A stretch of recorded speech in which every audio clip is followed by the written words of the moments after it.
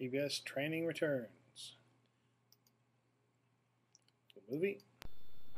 At the river mouth, the bears catch only the tastiest, most tender salmon. Which is exactly what we at John West want.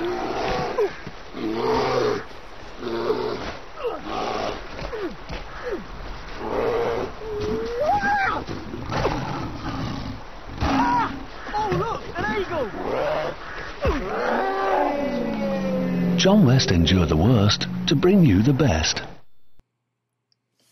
And sometimes in business, sometimes you get the bear and sometimes the bear gets you. It's just like the customer. We do. Sometimes we help the customer and sometimes the customer gets us. So the three types of returns: return for credit, where they want their money back; return for exchange, they want to exchange the item for another item; return for warranty, the item is defective and they want a new one. Today's training is return for credit. Managers and assistant managers must authorize all returns for credits. This means you have to get authorization to make sure the return is permitted.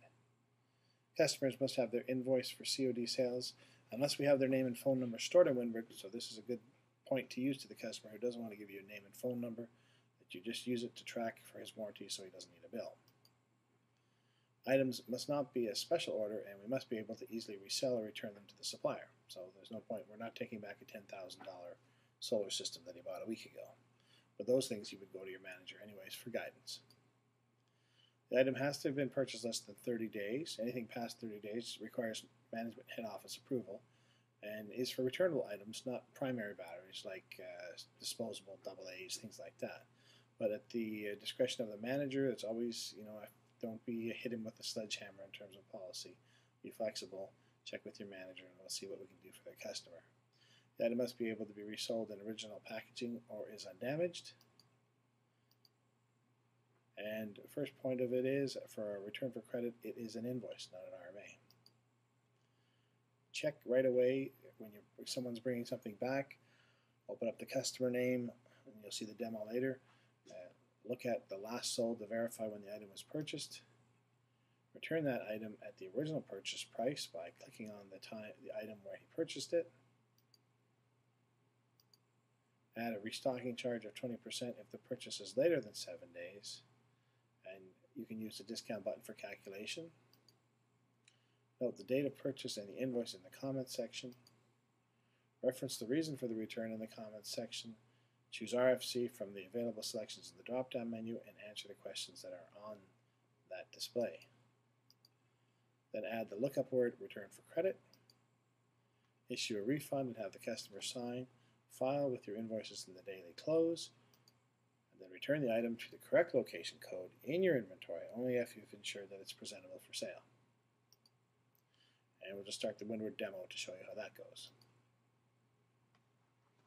If I can get to the Windward demo. Try that again. Return for credits. Alright, let's say you want to have a return for credit. You would click on New Sale. Salesperson.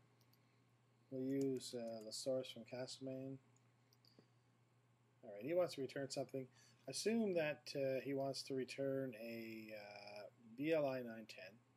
And you've ascertained, because he's giving you the invoice number of which one he originally purchased it at, that it's this one here, or rather than this one down here. But you have to figure that out by looking at the invoice date to match it.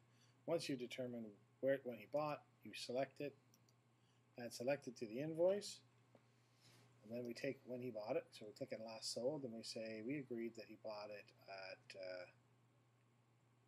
say, January 20th. That's when we say we bought it. We double click here. If you notice, watch the price here. If you see up here, the price says $43. When I highlight this and click here, it changes it to the price he previously paid, because he's returning something he paid $18.03 for, so we don't want to give him back any more money, and we certainly don't want to give him what his current cost is as well, because you get that in a refund. So we make a -1 because this is a return.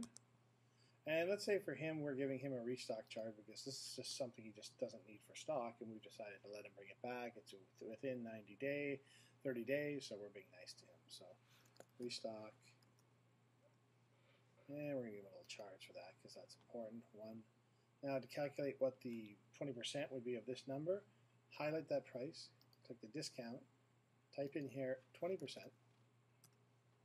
Right here is your discount, $361. Click cancel because you don't want to change there.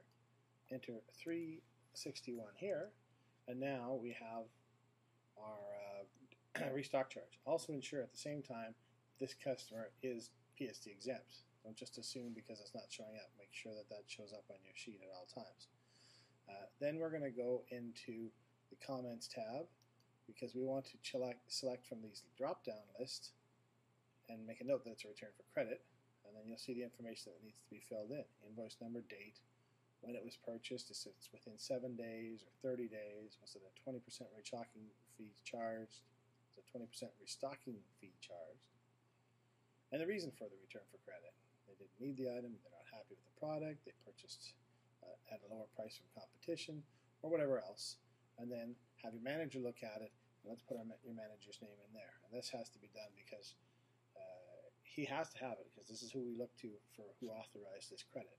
Because you know, as regular staff, if you're not a manager, assistant manager, you need authorization to do a return for credit from someone else.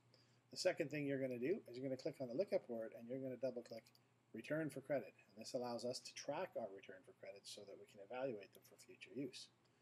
When those two things are done, you're going to go back here and you're going to go to the invoice and you're going to change it to, this is an accounts company, so we give them accounts receivable, because we never give back cash to an account, to a company that has an account. If they pay an account, they get credit on account. We never give people walking in the door cash. They only get it as a credit, and later on they can determine if they want to have something after that, but we normally want them to buy something else instead. So we do that. If you want to just know where you get your dates, it's obviously here from the last sold, so that's where you get your invoice number, that's your date, and those are what you're putting in the comment section right here, invoice number and date. And then you're answering these questions with a yes or a no, so it's either a Y or an N, all the way down, and then here you can put whatever it is. Not happy with the product, an X. And then you can exit, you're done, print it, give him a copy, and you exit, and it's done. And when you look at it now, when we see it, we click on here, and now we see all the information we need to see to find out what this product was without having to phone anybody or ask anybody, and that's the main reason why. And that is a return for credit.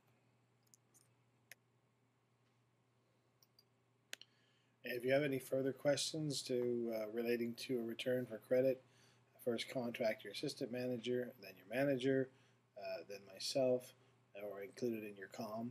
And of course, feel free to watch the session over and over again. Thanks for watching.